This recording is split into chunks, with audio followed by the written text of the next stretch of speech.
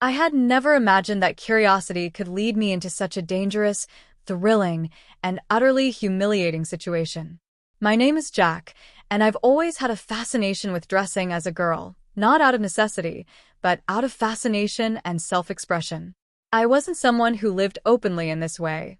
It was a secret I indulged in alone, in the privacy of my small apartment. Yet somehow, tonight, my secret was about to become a living, breathing nightmare and a fantasy I could never have anticipated. It all started when I found myself at Jenna's apartment. She was my crush, the girl I had admired from afar for months.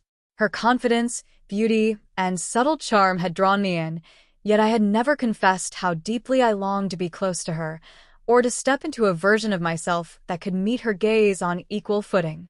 She had invited me over for a casual hangout, nothing unusual, but I carried with me a secret desire to experience what it would be like to embody a girl, even for just a few moments, in her world.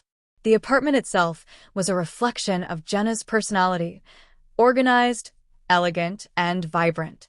The living room glowed softly under warm light, the smell of fresh flowers mixing with faint vanilla from scented candles. Every detail screamed her presence: plush cushions, a neatly arranged bookshelf, a faint hum of music from a speaker. The cozy familiarity of the space made me feel both at ease and acutely aware of my intrusion. I was a guest in her world, and yet, my own secret life was about to collide with hers in ways I hadn't anticipated. I knew I had to hide when I heard her step into the bathroom. My heart pounded as I scanned the room for a place to conceal myself. Then I saw it, the closet.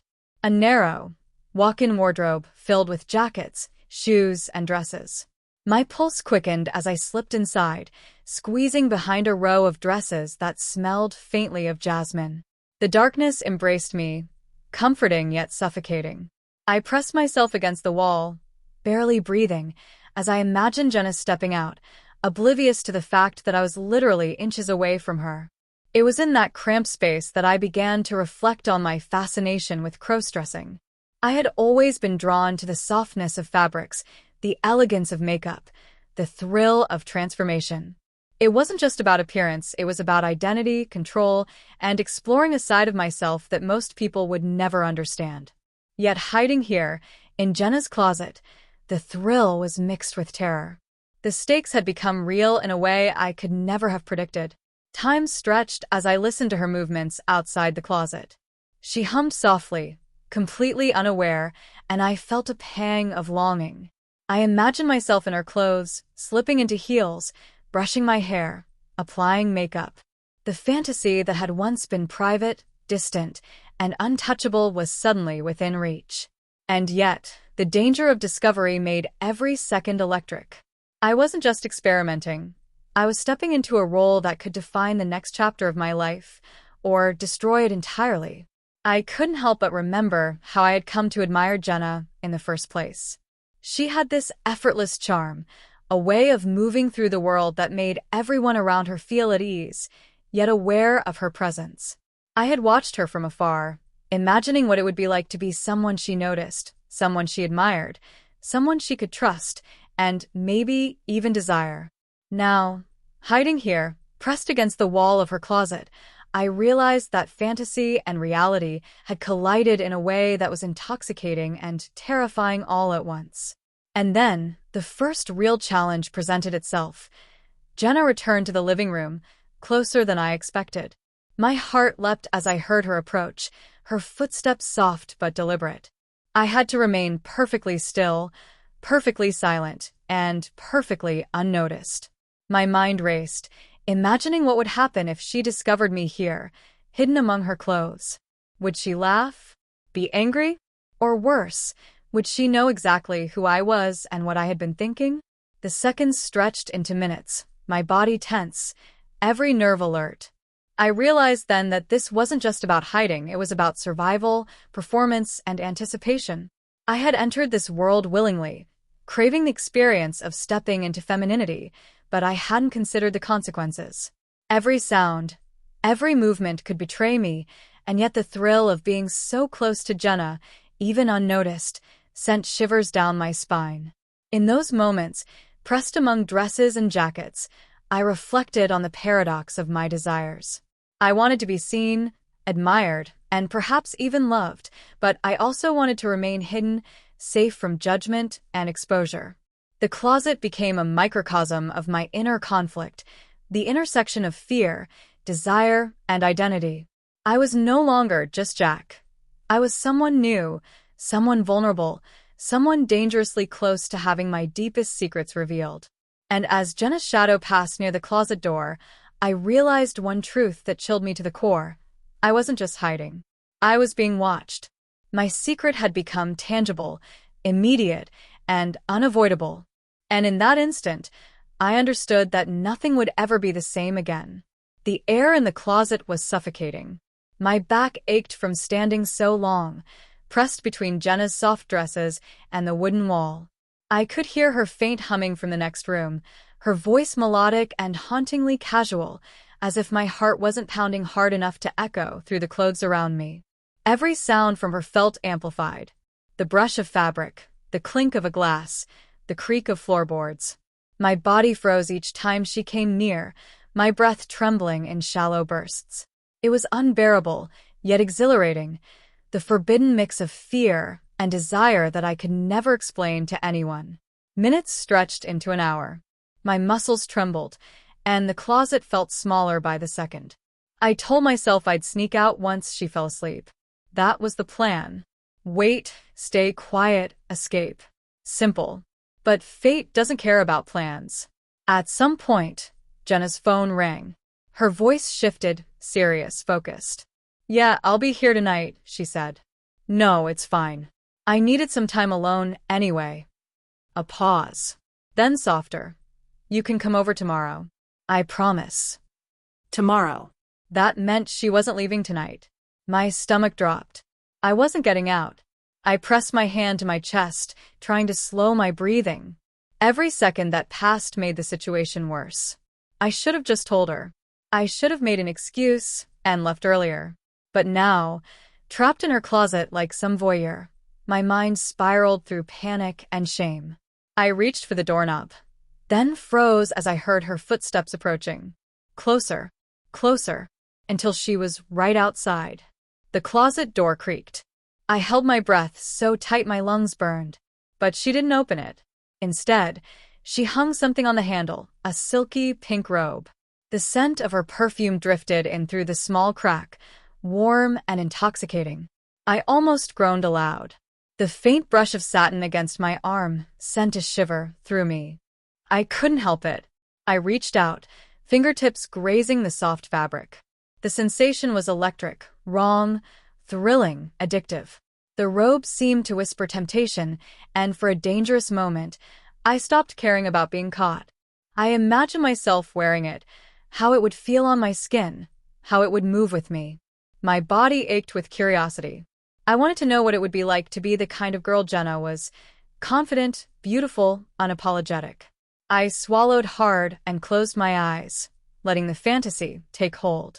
Then, impulsively, I pulled the robe inside.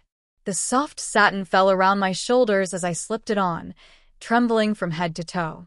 It was absurd and reckless, but the moment it touched me, I felt transformed. The fear didn't vanish. It mingled with something deeper. Excitement. Power. The forbidden taste of being someone else, even for a few seconds. I looked down. The pink fabric shimmered faintly in the dark, brushing my wrists. I barely recognized the person I was becoming. For years, I'd hidden this part of myself, calling it a quirk, a secret hobby. But right then, in Jenna's closet, it felt like more than that. It felt real. And that terrified me. I wanted to stop.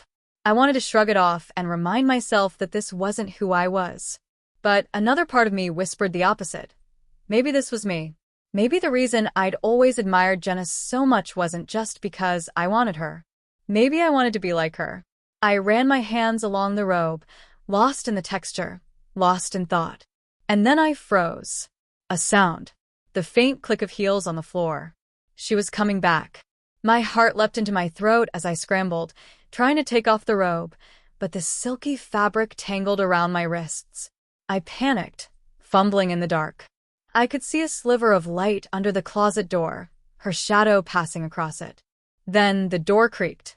I ducked lower behind the clothes, clutching the robe to my chest. My mind screamed every possible excuse, but none of them made sense. But she didn't open it all the way. Just enough for her hand to reach inside, to grab something from the top shelf. Her perfume filled the air. I could feel the warmth of her skin inches from me. My entire body locked up, afraid that the sound of my heartbeat would give me away. God, I swear I left my charger here, she muttered softly to herself. The closet door closed again. I nearly collapsed with relief. Minutes passed before I dared to move again. My body shook violently, adrenaline coursing through me. But that brush with danger only made everything more intense.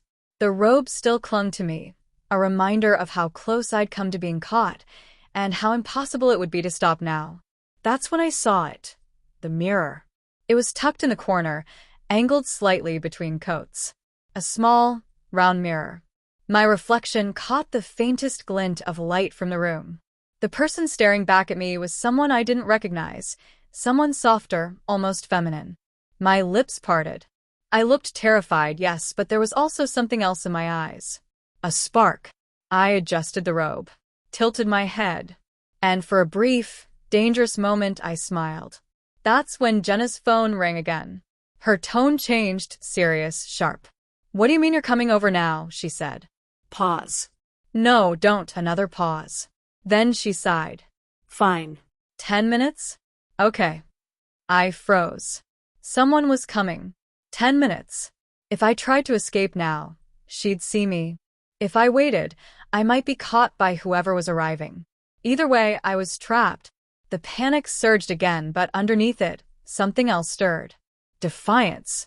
Maybe it was the robe, or the mirror, or the sheer insanity of the moment, but part of me didn't want to back down.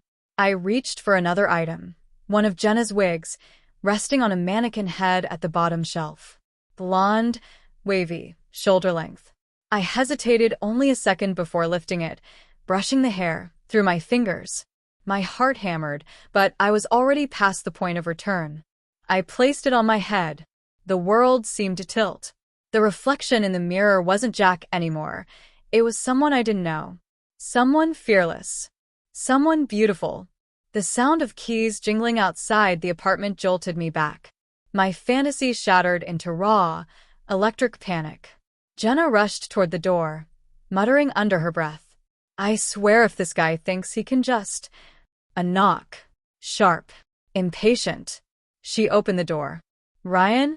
What are you doing here? Ryan. Her ex. The voice that answered was smug. Just thought we could talk.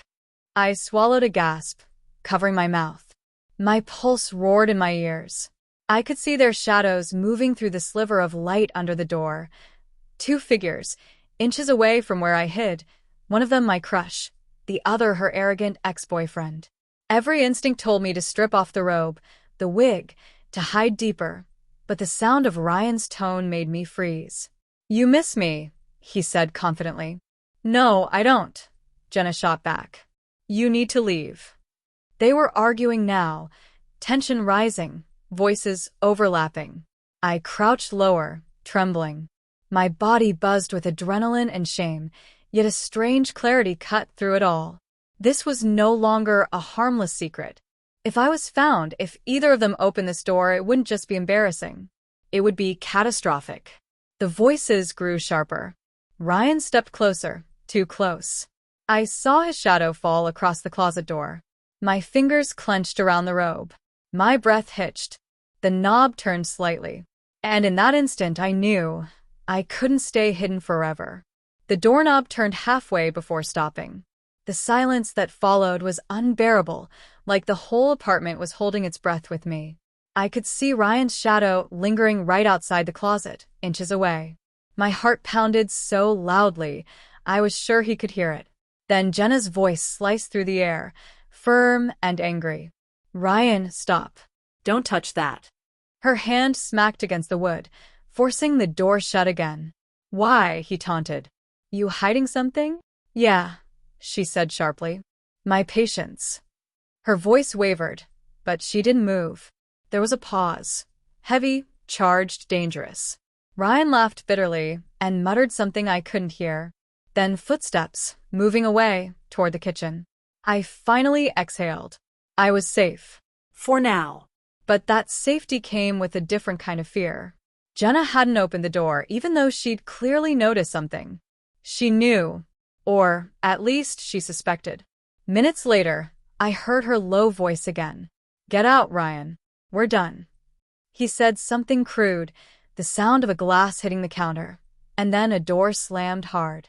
Silence followed, except for the faint sound of her breathing through the door. I waited. 5 seconds. 10. Then the closet creaked open. Light flooded in. Jenna stood there, barefoot, in a loose shirt, her hair messy from stress. Her eyes locked onto me. She didn't scream. She didn't even flinch. She just stared. And I froze. The pink robe clung to me. The blonde wig was still slightly askew. There I was, standing in her closet like a mannequin that had come to life, exposed, humiliated, terrified. "Jack," she finally whispered. I opened my mouth to speak, but no words came out. I just shook my head, mumbling incoherently. It's not what it looks like, I swear But she stepped forward, one slow step at a time. Her expression was unreadable, part disbelief, part curiosity, part something else entirely. "Why are you wearing my robe?" she asked softly. There was no excuse that could make sense. Not really. My throat tightened. I didn't mean to. It was supposed to be a joke. "I hid here and decided to dress like me?" She interrupted, voice trembling. "Jack, what is this?" The silence after that question stretched on forever. My mind spun, searching for a way out, but every possible answer sounded worse than the last. I felt stripped of every defense, every secret, every mask I'd built for myself. Finally, I whispered, "I just wanted to know what it felt like." Her brow furrowed. "What it felt like?" "To be you," I said, barely audible. "To be confident, beautiful, someone who doesn't have to hide." She blinked, eyes wide. I could see the moment the realization hit her, the way her mouth parted slightly, the tension in her shoulders easing just a bit. "You wanted to be me?" she said slowly. My face burned with shame. I nodded once, helplessly. "Not exactly you. Just someone like you." Her expression softened, but her voice stayed low. "You could have told me." "I couldn't," I said quickly. "You would have thought I was sick or pathetic or—" "Stop." She held up a hand. "You think I'd judge you for that?" I didn't answer. I couldn't look at her. My reflection in the mirror caught my eye instead, half Jack, half something else. The makeup smudged, the wig uneven, the robe barely tied. A picture of everything I'd tried to keep hidden. Then Jenna did something I didn't expect. She stepped closer, so close I could smell her perfume again, that same scent that had tempted me hours ago. She reached up and fixed the wig gently, her fingers brushing my cheek. "You're shaking," she said softly. "I'm terrified," I admitted. "I can tell." For a moment, neither of us spoke. The air between us was thick with confusion, embarrassment, and something unspoken, a strange intimacy neither of us understood yet. Then Jenna's lips curved into a faint, almost teasing smile. "You actually look kind of good," she said. I blinked. "What?" She laughed, not mockingly but nervously, like even she didn't expect the words to come out. "I mean it. You look different." Softer. "It's weird, but not bad." I didn't know what to say. My brain couldn't process the situation. Part of me wanted to sink into the floor, but another part, the one that had secretly longed for validation, felt something like relief.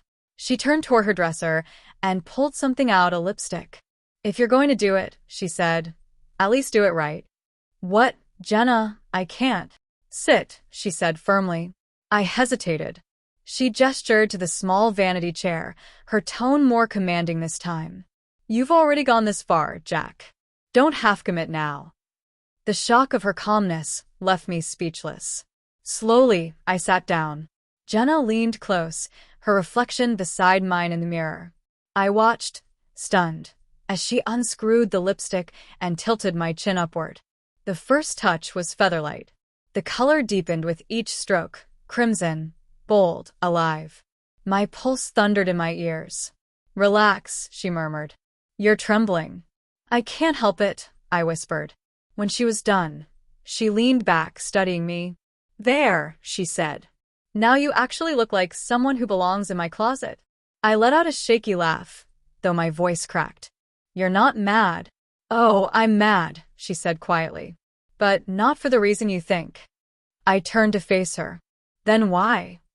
She folded her arms. "Because I had to find you hiding in my closet before you ever trusted me enough to be honest." The words hit like a blow. She was right. I'd built an entire false life around fear, of judgment, of rejection, of myself. "I didn't mean to hurt you," I said. "I just didn't know how to explain it." She sighed, the anger softening again. "I know. But you can't live like this forever, Jack. You have to decide who you are." I looked back at the mirror. The reflection staring back wasn't just a disguise anymore. It was something truer, something that terrified and thrilled me at once. "I don't know who that is," I whispered. Jenna smiled faintly. "Then maybe that's what you're supposed to find out." She reached into her drawer again, pulling out a pair of her heels. "If you're staying," she said, handing them to me, "you might as well wear these too." I laughed, half in disbelief. "You're serious?" Her eyes gleamed. "Completely." I hesitated, then slowly slid my feet into them. The sensation was strange, awkward, and yet, when I stood, something clicked. Taller. Poised. Exposed, but powerful. Jenna's expression softened as she watched me take an uncertain step. "See? Not so bad." But before I could respond, there was another sound, a loud knock on the front door. Both of us froze. Jenna turned pale. "That's Ryan again." My stomach dropped. He came back. She looked toward the door, her expression darkening. "He doesn't like being told no." My heart raced. If he saw me like this, there would be no hiding, no excuses. My secret, our secret now, would be exposed completely. "Get back in the closet," Jenna whispered urgently. "What?" I said. "No, Hill. Just go." The desperation in her voice left no room for argument. I hurried back, stumbling slightly in the heels, the robe brushing against my legs. I barely closed the door when she opened the main one. Ryan's voice filled the apartment again.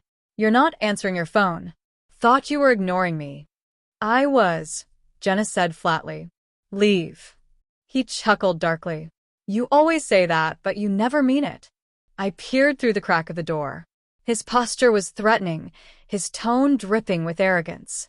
Jenna stood her ground, but her voice trembled slightly. "I mean it this time." He took a step closer. Or what? The tension in the room was unbearable. I clenched my fists, my mind spinning. I couldn't just stay hidden this time. Not while he was intimidating her. My pulse pounded. My fear turned into something else, resolve. And before I could stop myself, before logic could return, I pushed open the closet door. Ryan's eyes snapped toward me. The sight of me, dressed in Jenna's robe, wig, and makeup, froze him in disbelief. His mouth opened slightly, confusion flashing into ridicule. "What the hell?" he started. But I didn't let him finish. "Leave her alone," I said. The sound of my own voice startled me, trembling yet steady enough to carry meaning. Jenna's eyes widened in shock. Ryan's expression shifted from mockery to anger. "Who are you supposed to be?" he spat. "Her freaky friend?" I stepped forward, heels clicking on the floor. My fear was still there, but it no longer ruled me.